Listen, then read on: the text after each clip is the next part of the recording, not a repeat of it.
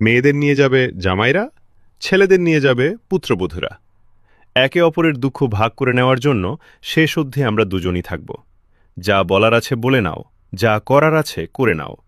একে অপরের চশমা আর লাঠি খুঁজে দেওয়ার জন্য শেষ অবধি আমরা দুজনই থাকব। আমি অভিমানে মুখ ফেরালে তুমি মানিয়ে নিও, তুমি রাগ করলে আমি মানিয়ে নেব।